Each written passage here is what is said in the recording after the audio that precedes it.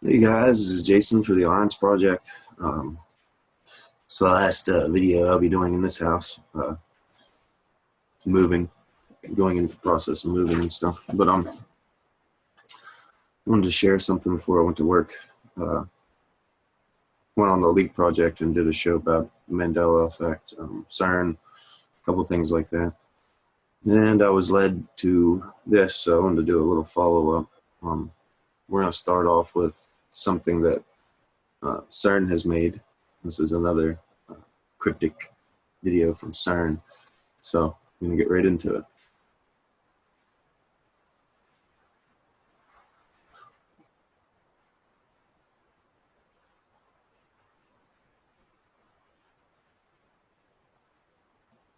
Actually, I'm going to make sure I can share the audio full, optimize the audio, sorry.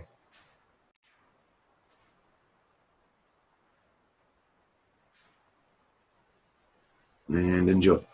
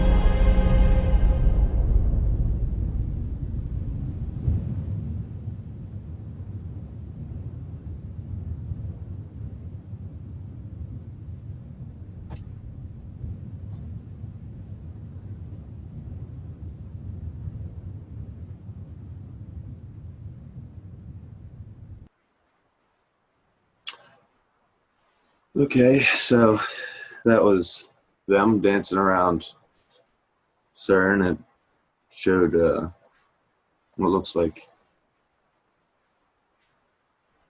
a portal.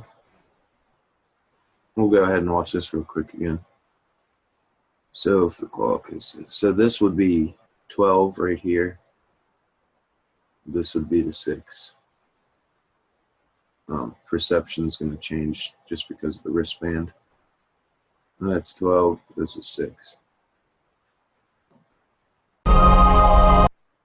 Let's see if we can freeze frame it there for a sec.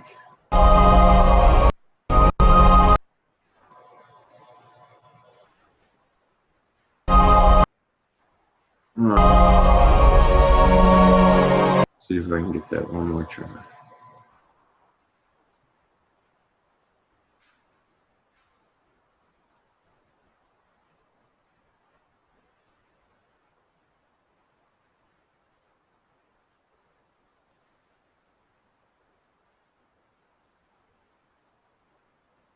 So it is saying 9:23. That to me looks like it says 9:23. That is when they hype up CERN to its maximum energy for the year. It's scheduled a year ahead of time. Pretty odd that it's 9:23 again, right? They're dancing around a portal.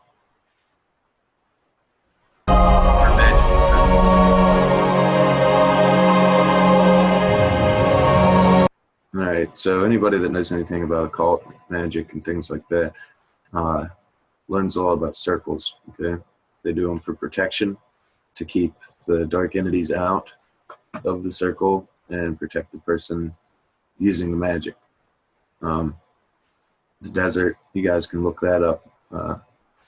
Very symbolic when it comes to Illuminati symbolism, ritual desolation, Luciferianism, things like that. Desolation, it's the idea. That's why you see it in a lot of music videos, just the artist in the desert alone. Very symbolic. Here's the circle, right? Like I said, and this figure, this black figure, can't get in the circle. When he's done doing his little destroyer dance or Shiva dance, right? I noticed that it said he. In the search for the smallest particle. So I've taught you about these. These are like platonic solids, and but it shows you.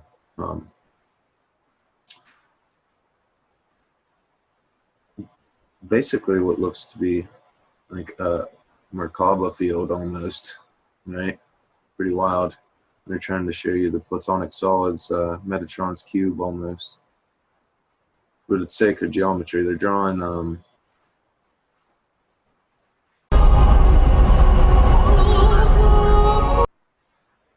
these connections, these base particles, this bond number one, the main bond. And I feel like I've completely solidified that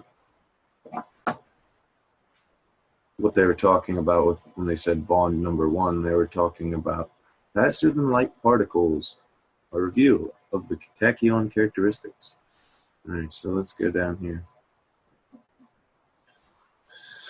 This note was prepared to document the results of the first phase of the analytical effort that explored the possibility that anti-gravity must be a result of elementary but yet undiscovered particles that travel faster than light. This effort falls largely outside the normal management confines of RAND's Project Air Force and is more aptly described as exploratory research. Although it is only in the early stages of development, this information should be special interest to particle physicists.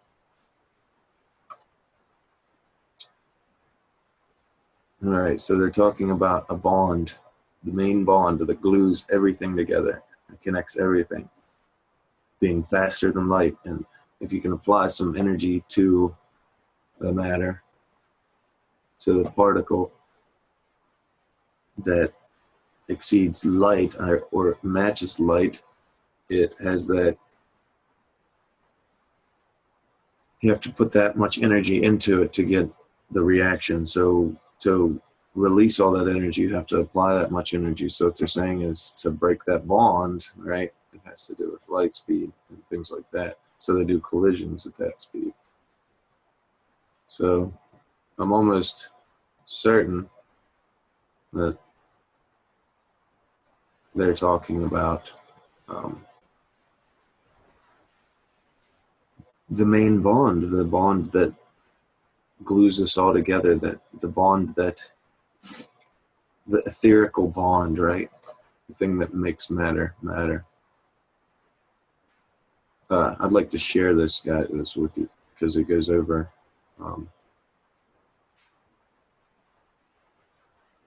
the laws of this tachyon energy, if it has to confine and follow the laws of known physics now. Tells you a lot. It gives you a lot of stuff about it. And so the equation will plot the positive and negative aspects because, you know, right? And the tachyon portions of the curves will be a plot of imaginary energy unless the were changed to represent the normalized energy which is associated with the imaginary proper mass. So they're talking completely about how to, if they figure this out, they can create and destroy anything they like. Creator and destroyer, Shiva herself. They would be the gods of creation and destruction. Now, we've looked over some old videos on the Mandela effect, this and that. And there's a guy that was taken off. He was taken off there for copyright reasons, supposedly. I was trying to find his video, and I couldn't do it. So what we're gonna do is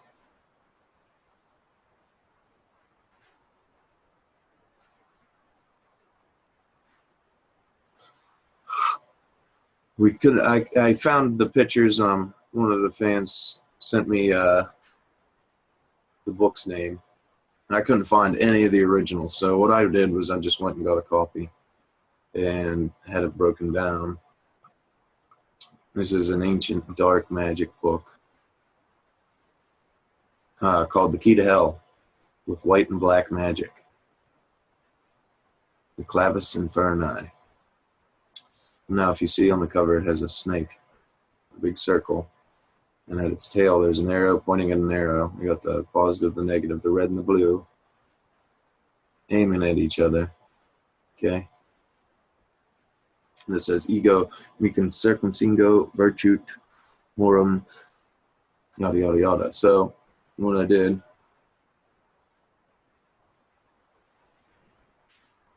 for the fans, was go ahead and translate what these sigils and seals were saying. I had to change this one.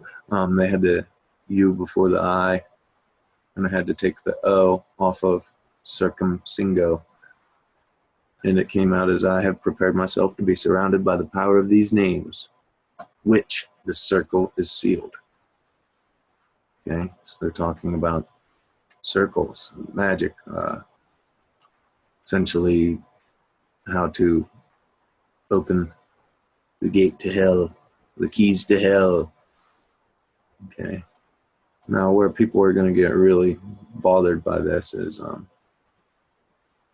everywhere that it says the names of these, it talks about demon kings, essentially, and how to use the names of these demon kings and things like that to invoke the devil or the beast or more demons and have power over matter in this realm to open the realm to the underworld. And it tells you a lot in here, and I'll go ahead and let you guys read it if you guys would like a copy of it. But they all what happens is they have the 4 demon kings, and they're accompanied by the name of the angel and God name that constrains him. The name is written in a magical script called the Crossing the River, the demon kings, archangels, and divine names. So Naaman is Gabriel, and that's Al and Alhim in Hebrew. Hagen, Uriel, Oct, Urius, Michael, IVH3, H, so it's like Jehovah, Yahweh. Payman is Raphael, Shaddai. So you have the demon king names, and their archangels, I guess, that either seal them, like their as above, so below aspect, or not. But a lot of these older things actually talk about these names being that of the demon king, but that's for your own interpretation. I'll let you guys kind of like Inky, Poseidon, Neptune type thing. You could kind of just cross it over into Hebrew, into the Roman or Greek, and then into Latin, and see what the original said about it. But it gives you magic circles, right? And it tells you how to decipher these. They give you the alphabet, and literally a cryptogram showing you what letters are which, what sound is which, how to read it. So not only do you have to not just take my word for it, you can go back and look through yourself if you want to read it in the old tongue and hear how it's supposed to say, be said. And here's the symbols. It's a key showing you the archangels, their sigils, and the planets, the zodiacs type thing. And these are the elements, and They're trying to basically make invocation circles and spells. And there's a lot of hidden things inside of these type things, sacred seals, if you will. These paintings have a lot more information decoded into it. All right, the snake eating its tail. Remember, Ouroboros, the dead self-eater. It's rebirth. It's 13, right? It's reincarnation. It is the cycle going through its completion. The snake eating its tail. Snakes have always represented energy as well. So you can say that when they're talking almost at a particle, like how these particles, electrons, neutrons, positrons, protons, all revolve around each other. And if you look at this, it looks as if these were ejected outwards in like a fiery thing, right? But this looks like a bond. It's balanced and bonded. And as you see, the red and the blue, the tail smacking into each other. And as I said, it says, I surround myself with the virtue of these names to which the circle is sealed. The seals of the 4 demons are located on the 4 corners outside the serpent. And it says in the text, crossing the river script, the same figure appears and shows the god names and the demons that control them with their 4 seals. So if you read this, like I said, it tells you basically I, blank, surround myself. So you need to enter your name with the power of these names, and then you read the names out loud, and which are the 4 demon kings, and then the archangels and their Hebrew names. So I guess to me that is a translation. It's a telling me. It doesn't mean as aspect. It doesn't mean that these angels in their sense are the opposing figures of the demons. It almost means to me that they are one and the same, and you're invoking them in different tongues. This has tetragrammaton, shows like the sigils, and there's a lot of cryptic stuff there. Right here, it shows you when they depicted what God looked like, right? He had feet of bronze and eyes of fire, and he was radiating, right? And there's the 7 candles and their 7 stars. This is depicted in Revelation. So this is literally a depiction, a symbolic depiction of Revelation with sigils, Hebrew, and other written around them.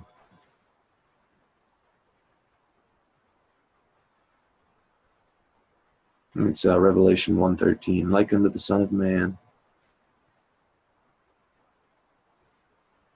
I am he that liveth and have the keys to hell and death.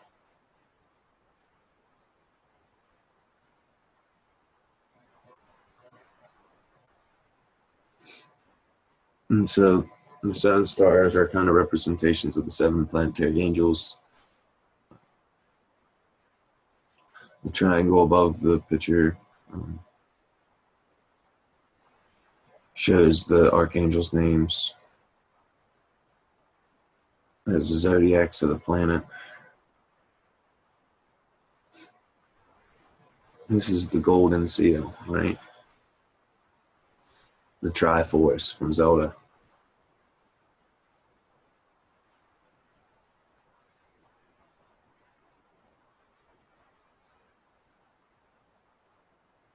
So, to me, it's definitely telling us something. It's telling you the orientations of which way in the circle to like invoke these spirits and like to set your circle up. So it's saying like Urius is in the east, Payman is in the west, Urius in the east. Right? These are the demon kings, and their sigils. Like these are trying to show you, I guess, the invocation of the spirits. Demon kings is exactly how they said it. But as you see, the Ouroboros going for its tail again, and bam. Reminds me a lot of what they're doing with CERN, right? Particle collisions, energy, things like that. All right, both demon kings have a scepter. Payman's in the west.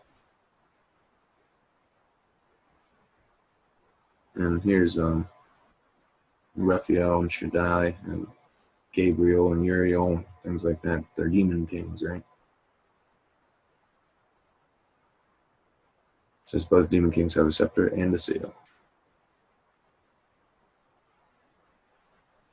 And it tells you the invocations you read. And it gets to this. So, as I told you, the cross, the snake, ascension process, right?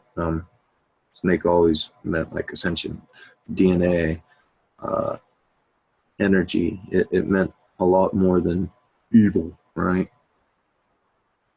It didn't mean what it means now to people. And we see a dragon eating a black lizard. They both come from the same spot, meeting the same point.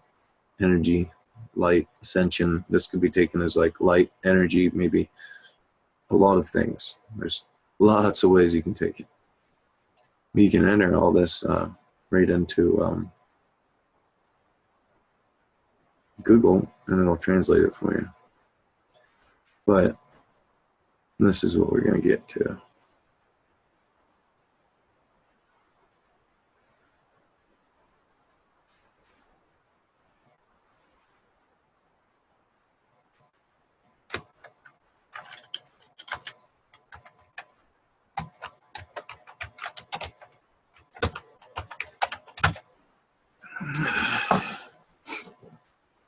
So, right there, vinculum maximum means the maximum bond. So if you go back to that video, me and Rex, bond number one, Mandela. Bond number one, the greatest bond. This is talking about Tachyon energy, right? What CERN's messing with and resulting. And as it said, it's explored the possibility of anti-gravity being a result of an elementary but yet undiscovered particle that travels faster than light. The bond that holds us together, the what? The maximum bond. The number one bond. It says it right here.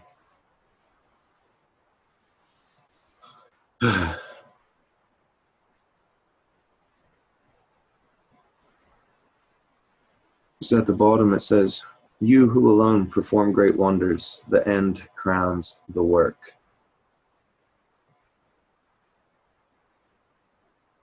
God, O most holy, the greatest wealth.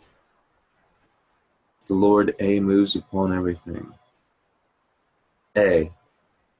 So when they're talking about this, they say A.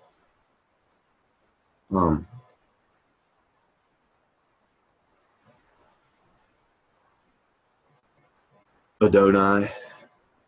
Adonai is Greek or Latin for Lord. Maybe Hebrew, I can't remember, but it means Lord.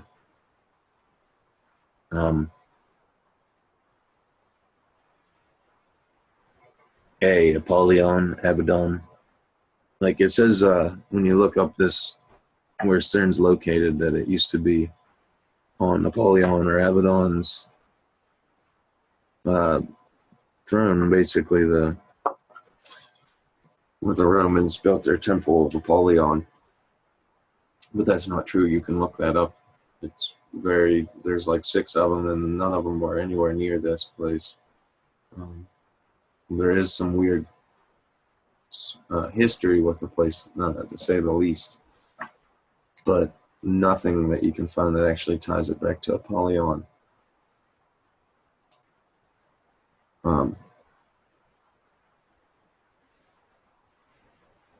sigil containing Mercury, Venus, Sun, Moon, Mars, Jupiter. There's also a Libra-like sign showing the cross between Earth and heaven and Earth. So Libra, right? Something to do with Libra has to do with the crossing of the plane from this plane into the next, the one above, not below.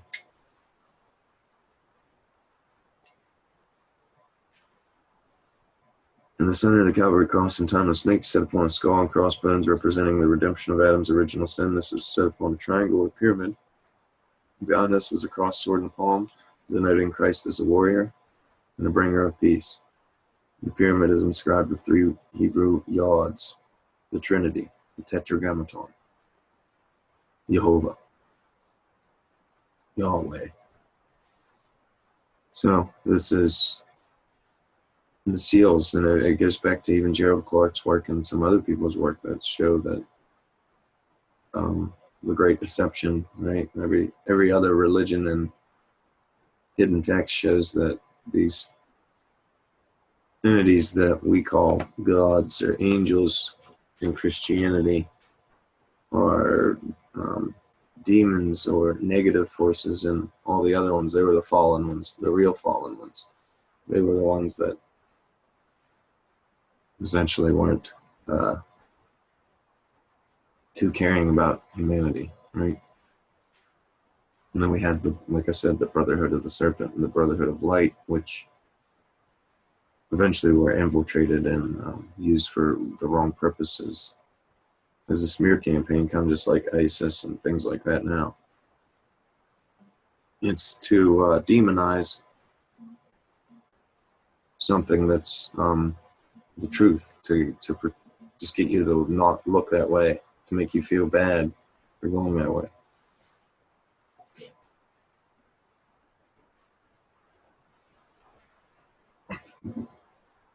It gets really deep. It shows you a lot of stuff.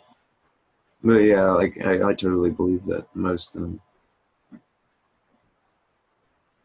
I tend to follow all the older cultures when they say, you know, a lot of this work. I mean, if you look at the work of Thomas Wayne Flandern, he's the one that rejected this principle of the solar system that we live in now.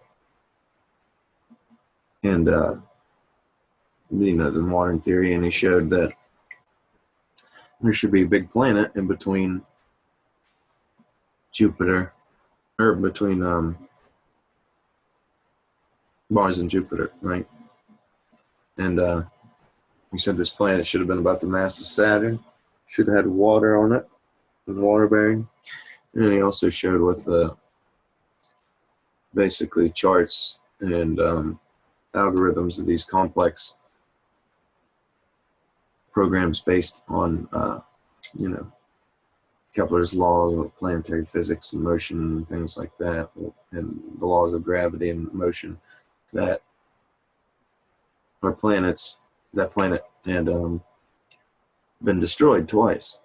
It had to blow up at 2 different points in history. One being like, I'll just rough it and say, like 96 million years ago, and then one like 980,000 years ago or something.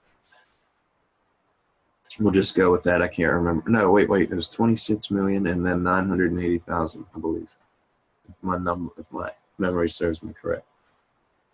But this actually correlates with archaeological finds and a lot of other things that shows that we found that, you know, the extinction of the dinosaurs. We found this, that. We know we have plate tectonics. We have all these things.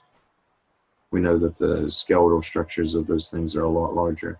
So on the planet, this mass of Saturn, solid ground and water on it, just like Earth, it would, the structures, the oxygen level, everything, it would require bigger structures, giants, Nephilim, right? So, and if you look at the Enuma Elish and things like that, these ancient Sumerian and Egyptian cultures, it shows that this planet was destroyed. And Thomas Wayne Flandern even put in his work that it may have been intentional, right? He's the one that adds to the Planet X theory and this and that before And this is straight from a straight up physical astrophysicist standpoint. And you look at like the appearance of the human race and things like that. And it correlates with everything they say in the Enigma English. It tells you everything. And his papers show how this planet was blown up twice, essentially creating a lot of the things now. And it makes up for the placement of Pluto and some moons, the tilt of Saturn, Uranus, and things like that. It shows completely how one planet coming through two passes, that the two passes weren't essentially the best. They passed through each other without harming each other until this time, when it hit the first time, and then the second time it hit it again.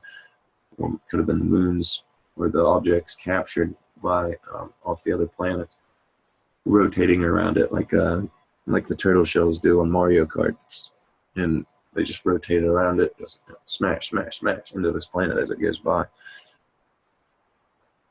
I've done a video on this,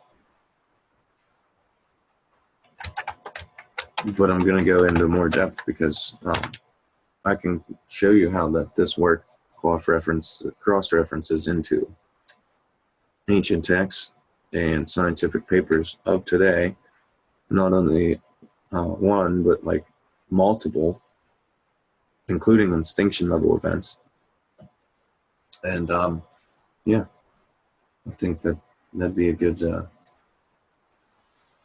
show. But I'm going to end this one now, and I hope you guys enjoyed.